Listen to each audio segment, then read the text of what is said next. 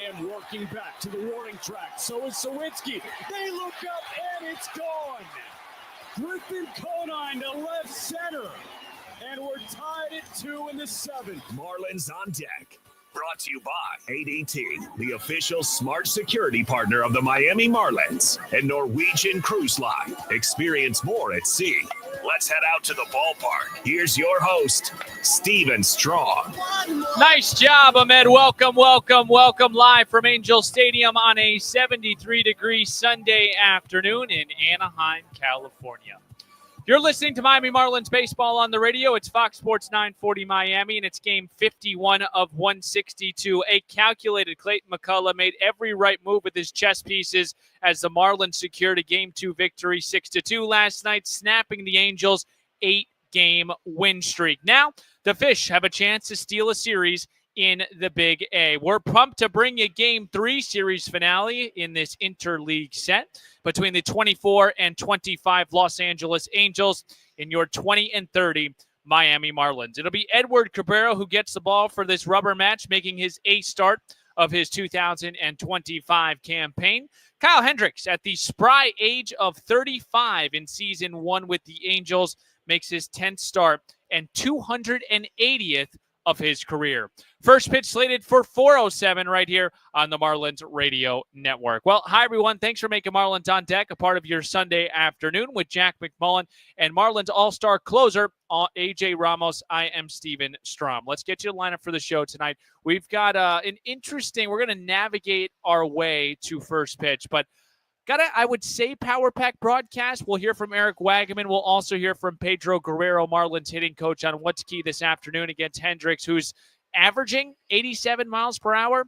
We'll also get you out of the count with Kyle and Edward Cabrera. Jack and AJ will jump in for some back and forth. Our Expo question up today at Marlins Radio and Steve's guarantee to victory. So actually, I did want to start with Eric Wagaman, but even before that, I think it's probably justice to talk about what happened yesterday. And the big story outside of the win yesterday was Cal Quantrill going 46 pitches in 3 1/3 innings pitched. 3 hits, 1 run. Clayton McCullough decides to go with Ronnie Enriquez with bases on first and third, with runners on first and third.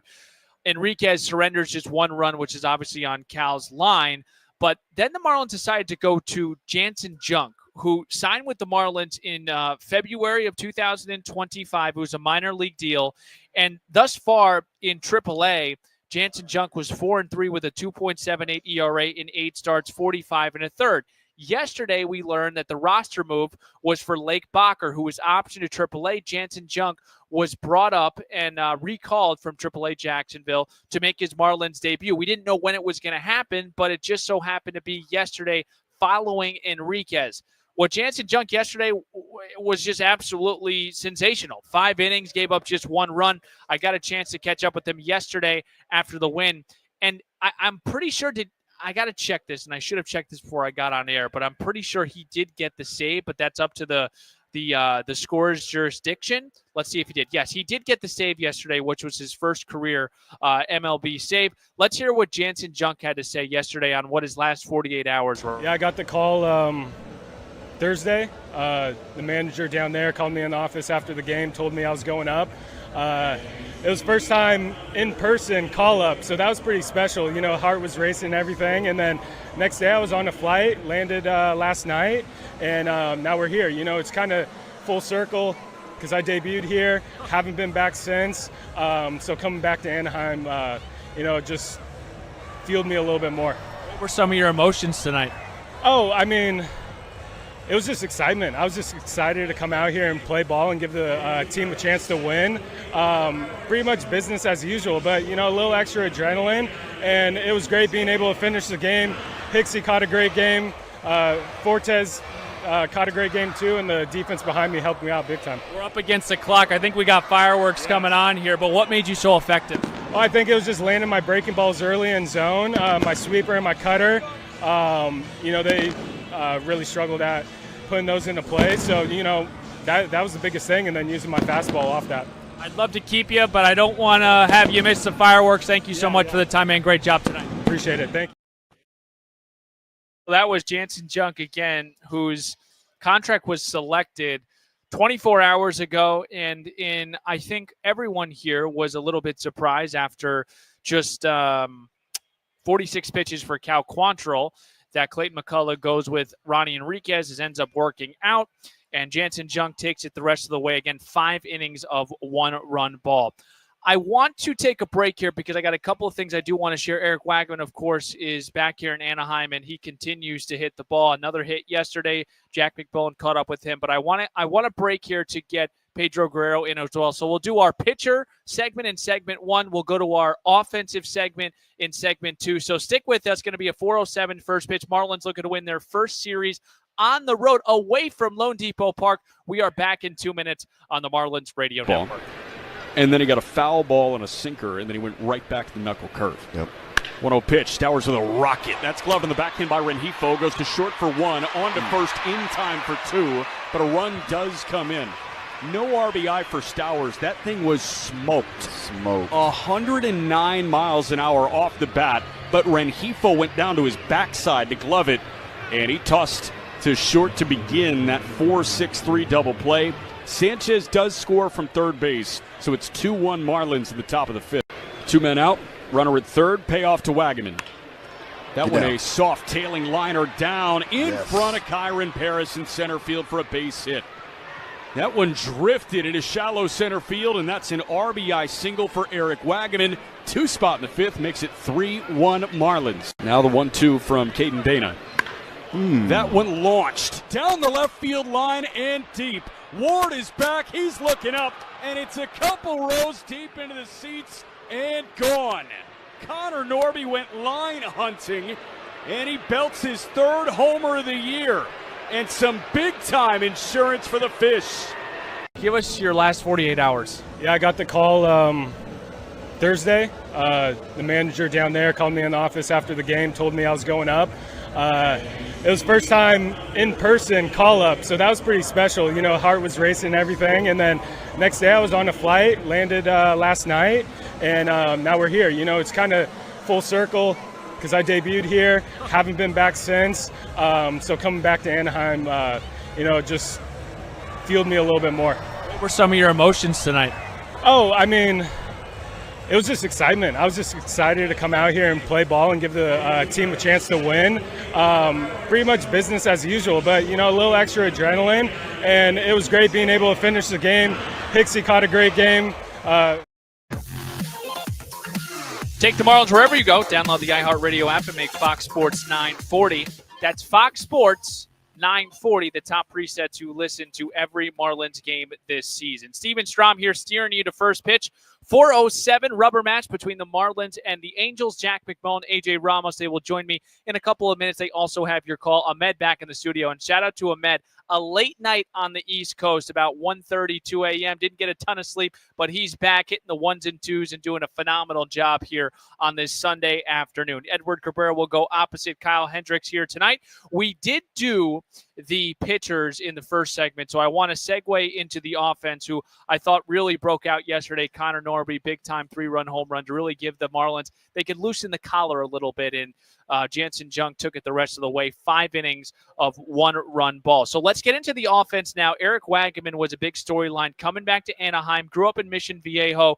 He did debut with the Angels last year, had a split contract agreement with the Miami Marlins, which means he can be in the minors, he could be in the big leagues. He has been awesome up here in the big leagues, and Jack McMullen got a chance to catch up with him, not yesterday, but 2 days ago, coming off his 3-hit game. He did have 1 hit yesterday, so hang with us. Thank you very much, Steven. Here with Eric Wagaman off a 3-hit day. The local kid returns home. Do I see an OCC hat in the back of your locker? What's going on? That's your community college, right? Yeah, that's where I went to junior college. There's a couple of photographers here yesterday that brought me a hat. And, yeah, just got in my locker right now. That's unbelievable. Tell me about your off day on Thursday. Did you spend it with a bunch of family? Did you go to the beach that you used to go to growing up?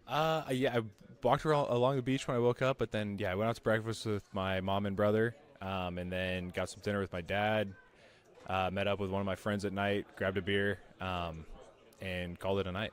You mean a protein shake? A protein shake, yes. Gotcha. I am curious, you know, obviously growing up so close to this place and this organization being the one that made your dream come true last year, right? You get to the big leagues with them. What does it feel like to play them?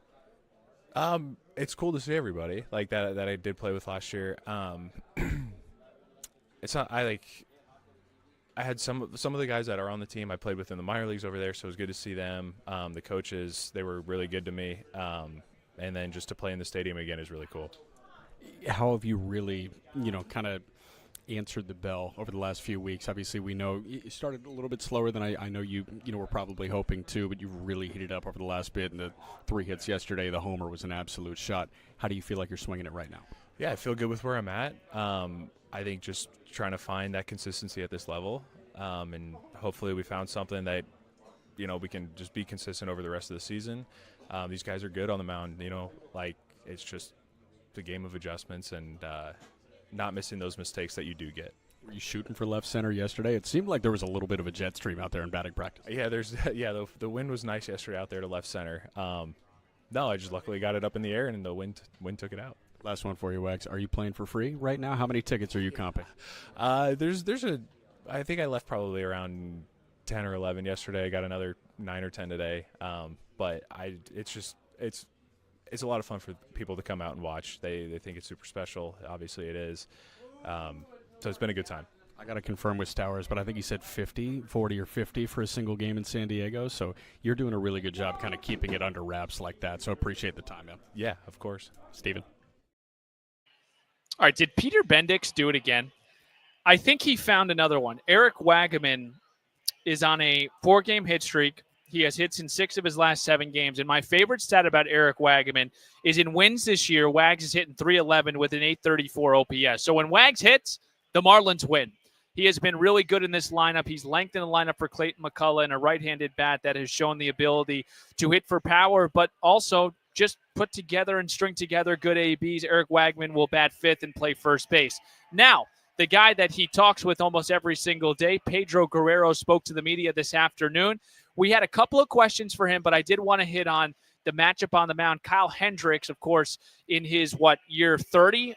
35 years old. He's in his 12th season and his first one with the Los Angeles Angels. His average velo sits at about 87 miles per hour. So here was Pedro Guerrero, Marlins hitting coach, on what's key against Hendricks here today. I think with him, it's not seeing him as like, it's just 86 and go, and I'm going to get a cookie and I'm going to hit it hard somewhere. I think the game plan for him is like not to be impatient. It's a really slow delivery. And, he's a professor. He can pitch. He knows how to pitch. He knows how to play the chess game. For us, it's going to be like more of the decision that we're going to have to make with him, more important than how hard you want to hit it. So if we swing at the right pitches that we want to swing, I think we'll have success tonight. And in these hitters meetings, is there anyone emerging as maybe a vocal leader? That's one thing I love. I think Estawi always takes the ball. He does a good job with that. But Jesus Sanchez, all of them have some they all have contributed at some point in the meetings. But that's something that we really like. We push them to talk. We have even Gus to talk. Hispanic guys speaking Spanish, and we translate. We encourage them to actually speak, because we want them to get comfortable and create this culture that they are running the hitting meeting, and it's not just showing me. And we've talked to Clayton a couple times about who he feels like is next, right? We've seen Stowers. We're seeing Norby right now. Is there anyone that you feel like is close to breaking out for the next couple of weeks? I think Hicksy has done it already, but he's looking really good. I think a lot of guys have the potential to come up. You never know when that is. If I had a crystal ball, I would love to tell you, hopefully today. But Sanchez has been on my radar for a while now, since the White Sox and Chicago series. We've been working on him, and I think it's coming.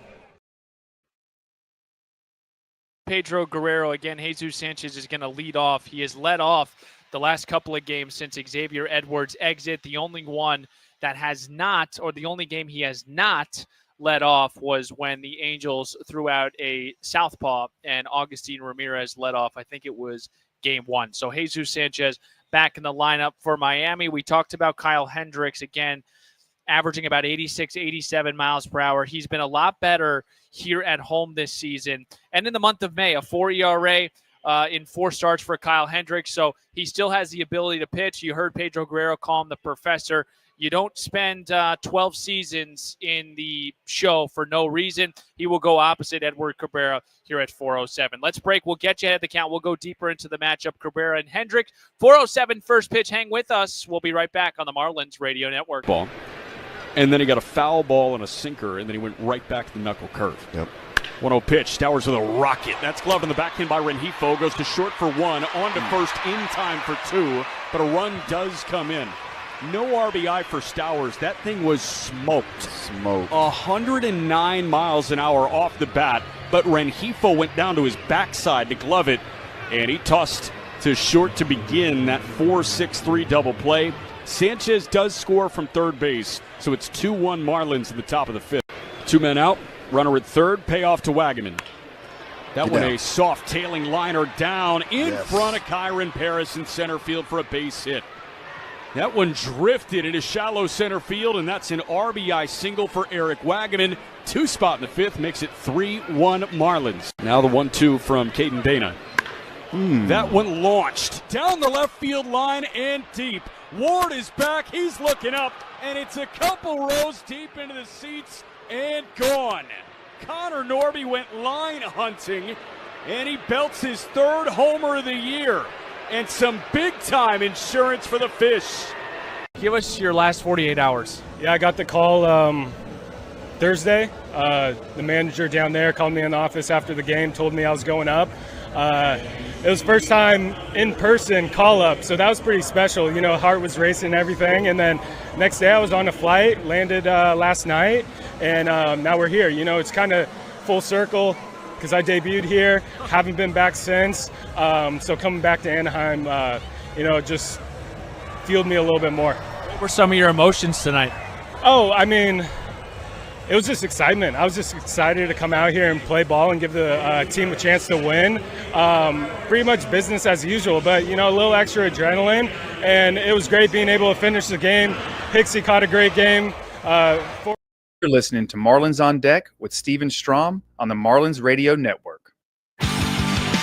Well, thank you, Clayton, who won his 20th game as a manager. Marlins now 20-30, looking to win their first series on the road here in 2025. They snapped the Angels' 8-game winning streak yesterday. Edward Cabrera will toe the rubber for Miami, going opposite Kyle Hendricks. Thanks for hanging out with us. Happy Sunday, everybody. Steven Strom here, host of the program, Marlins on Deck.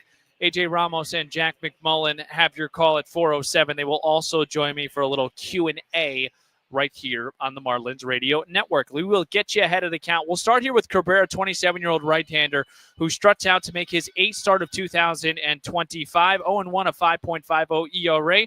Over 34 and a third innings pitched. He did not factor on Monday against the Cubs. Allowed 3 runs on 5 hits, 1 walk over 5 innings, 7 punch-outs that tied a season high, generated 15 whiffs, 90 total pitches for Cabby. In 3 May starts, 3.45 ERA, 15 2/3 innings pitched. In the month of May, the Marlins are 2-1 in those games. We've talked about it. The Marlins starting pitchers have trended in the right direction the last couple of weeks. You're starting to get the numbers to back it up, particularly in the month of May.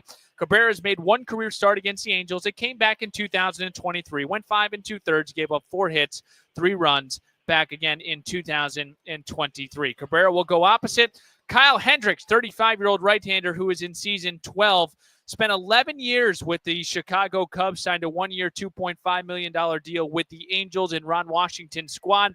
This year he's 2-5, a 5.32 ERA and 9 starts, 47 1/3 innings pitched. In his last start, he allowed 4 runs on 9 hits, 3 punch-outs, 5 2/3, got the win. April versus May, he's done a lot better. Again, from an ERA perspective, you probably are shaking your head, but April, 6 ERA, May, 4 ERA. But the big thing, I think, in those starts in April and May are the walks. Kyle Hendricks surrendered 12 walks in 5 starts in April, just 4 in the month of May in 4 starts. Career-wise against Miami, he's made 9 starts, 3-2, a 2.17 ERA in 58 frames combined. So Edward Cabrera, Kyle Hendricks, those two will toe the rubber for this rubber match here in Anaheim from the Big A, live from Angels Stadium. We'll break here. We'll get AJ Ramos and Jack McMullen on next. We'll talk about a couple of different things. pitching, offense, all trying to get us a W here in the series finale against the Angels. We're back in 2 minutes as Marlins on Deck continues on the Marlins Radio Network. That it's just it's hard to put your finger on why that's happening. Wagaman launches one high into the LA Knight left center field. That thing is back, and it's gone. Welcome home, Mr. Wagaman. Eric Wagaman with a solo homer to left center field, his 4th long ball on the year. And the Marlins are on the board. It's 6-1 Angels here in the 7th. A 2-for-3 day today, hitting .315. 0-1 pitch. That one rocketed out to right, down the line. That one rolling all the way to the wall past Soler. You got Norby around third. He's getting the run around home. Relay throw is pocketed by Rengifo, and it's an RBI double for a 3-hit day for Kyle Stowers. Whites for the Angels. And the 2-1 pitch. That one a rocket through the left side. A base hit. They're going to send Augustine. Paulie scores from third. Throw coming in is cut off by the third baseman Moncada, and that's a 2-run single for Wagaman. A 3-hit day in his return to Anaheim, and it's 6-4 Angels in the top of the 8th. I think, really, they've been swinging the bats very well. They've been, hitting a lot of home runs, and I think, having a chance to have seen Angels the last few years, a couple times this season, you've seen some of their younger players that are like they're taking some steps, forward and maturing. Nito at shortstop's very good, and O'Hoppe behind the plate. Shell now at first base. So these guys have, been up here for a few years now, and it seemed like maturing at the major league level. And so, right now, catching them at a time when they're playing well. But the beautiful part about that is, what happened yesterday, the day before, has no bearing on today. We'll have to go out. A new Corolla with payments as low as $89 a month. Call 954-335-9082. Al Hendrickson Toyota. Happy Sunday on Fox Sports 940 Miami. Little Sunday sermons. Thanks for hanging out with us. Marlins on Deck. Steven Strom, Jack McMullen, AJ Ramos. Listen to your Marlins on the go. Download the iHeartRadio app and make Fox Sports 940 your top preset to listen to every Marlins game this season. Miami looking to win their first road series away from Lone Depot Park here in 2025 as we welcome on AJ Ramos and Jack McMullen. And we'll start here, AJ, with Kyle Hendricks. He'll throw it, man. 87 miles per hour. You might be sore catching him tonight. But, 3.57 ERA in his last 3 starts, or his 3 starts here at home. How is he able to do it, AJ, with that velo? Well, as a fan, you're thinking, all right, he's throwing 87, 88 miles an hour. That should be easier. We can hit it up here. That should be easier to hit because the league average is like 94 or something like that, 94, 95 league average. So you're thinking, as a fan, this should be very easy to hit. But that's wrong because it's so far below the hitting speed. And they don't call him the professor for nothing. He can throw every pitch on either side of the plate, up, down, whatever he needs, and you won't see the same quadrant of pitches back to back unless he means to do it. So he throws with extreme control, and our hitters are going to have to be patient. That's one of the biggest things that they need to be today against Hendricks. What did you gather, Jack, from our conversation with Pedro Guerrero, specifically about Kyle Hendricks and how they can't just eat the cookies that you might look at and say, wow, I can really smack this out of here? Yeah, I think your eyes can't get bigger than your stomach actually is. And kind of playing on the cookie analogy that you just gave there. But I really do think there's a world where the Marlins, like, their eyes light up when they see 86 diving low and away. Guess what? That's still a pitch diving low and away. You almost got to treat his sinker like a good changeup, right? Because it's just diving that much. This guy won an ERA title in 2016 because everything was moving. You talk about the waterfall of the arsenal, everything is moving every which way. And that curveball at 71, it hangs if it's over the plate, but more often than not, this guy's not over the plate. He's a Dartmouth graduate. He knows how to pitch. He literally has a PhD in pitching, it seems, and his nickname, as AJ said, is the professor. So what is, quote-unquote, a bad pitch to the outside perspective could actually be a well-executed pitch. And you can't just think because it's an 86-mile-an-hour sinker, it's a bad pitch and it's my chance to hit. When you just look at his exit velocity is 85 miles an hour, and the league average is 87. So he's below. So that's got to tell you something. Yep. AJ, question about Edward Cabrera, because I'm smelling double-digit punch-outs. And I don't know why that's I'm wafting right now, but I'm smelling double-digit punch-outs. This is an Angels team that strikes out the second most in all of baseball. What does Cabby's road to success look like this afternoon? For me, I feel like he has to split the zone. So he has a really good sinker. He has a really good obviously that's the pitch he throws the most. His sweeper slider, it's nasty. So for me, if I was him, I would have the catcher set up down the middle of the plate and start both of my pitches in that zone. When he's down, he's one of the hardest pitchers to hit because then they swing at his curveball at a high rate as well. That's one of his – I saw a graphic just a minute ago, and that's one of the highest put-away pitches for any starting pitcher this year. He's up there with 4 other guys. So his curveball is really good. But one thing I want to see out of him just a little bit more is the four-seam up at the top of the zone or just out of the zone. When he starts throwing that, it's 97, 98 miles an hour. But that changes the eye level of the hitter, so they can't decipher what pitch is coming. And once you change the eye level of a hitter, then it just changes things up for them, so they can't key on one pitch or one zone. We will see if Edward Cabrera can do exactly that this afternoon. In the month of May, 3 starts, 3.45 ERA. But most importantly, the Marlins are 2-1 in his starts. Jack, AJ, thank you very much. They have your call at 4:07, about 11 minutes away from first pitch. We'll break. We'll get our Expo question, Steve's guarantee, and then we'll play some baseball. Rubber match, Marlins Angels on the Marlins Radio Network. Oh, that it's just it's hard to put your finger on why that's happening. Wagaman launches one high into the LA night left center field. That thing is back, and it's gone. Welcome home, Mr. Wagaman.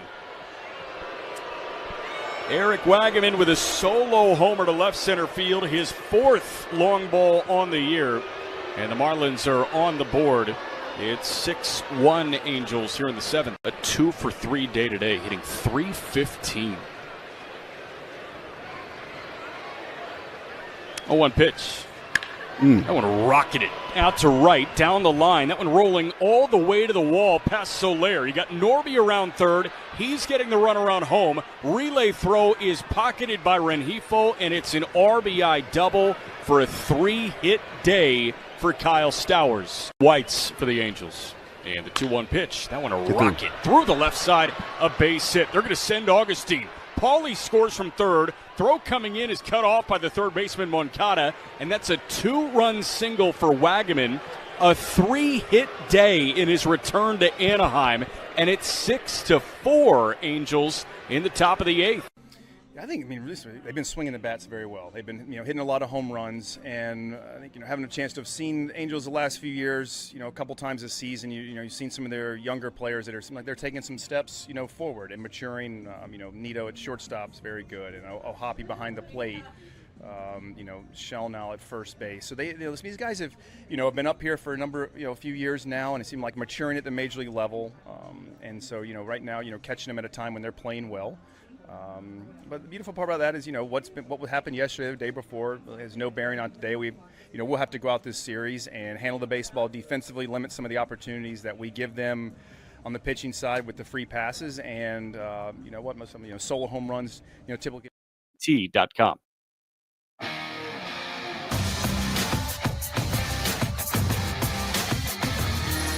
About 9 minutes away from first pitch. It's a rubber match, Marlins and the Angels, live from the Big A. It's a beautiful Sunday afternoon. This is Marlins on Deck. Thanks for hanging out with us here.